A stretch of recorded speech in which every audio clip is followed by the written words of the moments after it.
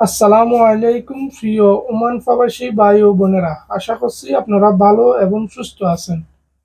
অবশেষে ওমানের ভিসা চালুর বিশাল সুখবর আসলো। এই ভিডিওর মাধ্যমে জানিয়ে দেব ওমানের কিছু গুরুত্বপূর্ণ আপডেট নিউজ। আপনি যদি চ্যানেলে নতুন হয়ে থাকেন, চ্যানেল সাবস্ক্রাইব করে পাশে থাকুন সবসময় ওমানের নিউজ পাওয়ার জন্য। ওমান প্রবাসীদের জরুরি বার্তা দিল দূতাবাস।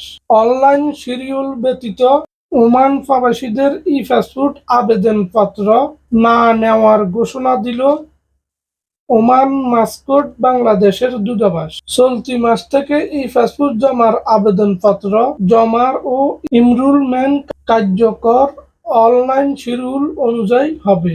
রোববার বাংলাদেশ দূতাবাসের পাসপোর্ট এবং ভিসা উইংয়ের কাউন্সিলের রচনারা এক বিজ্ঞপ্তিতে এই তথ্য জানানো হয়।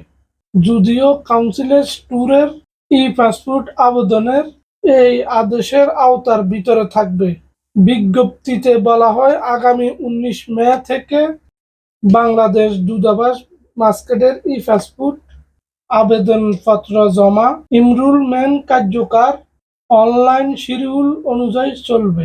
ই-পাসপোর্ট জমার তারিখ অনুযায়ী দূতাবাসে আসার অনুরোধ জানানো হয়।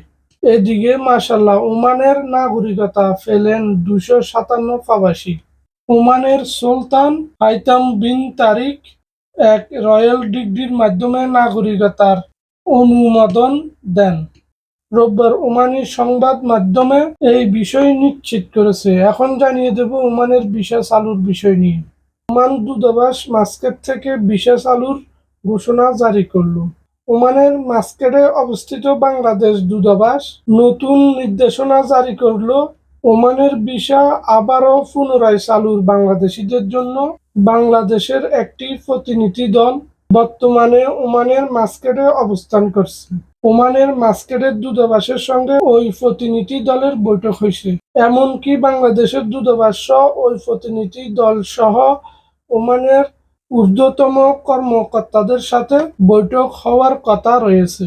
ওমানের ভিসা আবারও পুনরায় বাংলাদেশিদের জন্য চালু করতে বাংলাদেশের রাষ্ট্রপতি জনাব মোহাম্মদ শাহাবুদ্দিনের সঙ্গে বৈঠক হওয়ার পরে এবং বাংলাদেশ দূতাবাস ও প্রতিনিধি দল সহ ওমানের সকল মন্ত্রণালয়ের সাথে বৈঠক করার সম্ভাবনা রয়েছে।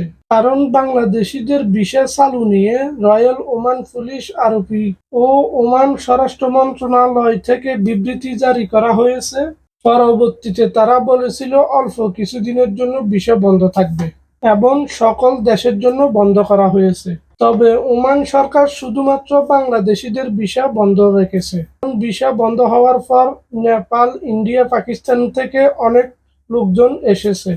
ওমানের কাজের যেসব সেক্টরে বাংলাদেশিদের কাজ করার কথা ছিল, ওই সেক্টরগুলোতে ইন্ডিয়ানি, পাকিস্তান, নেপালের লোক ঢুকে গেছে।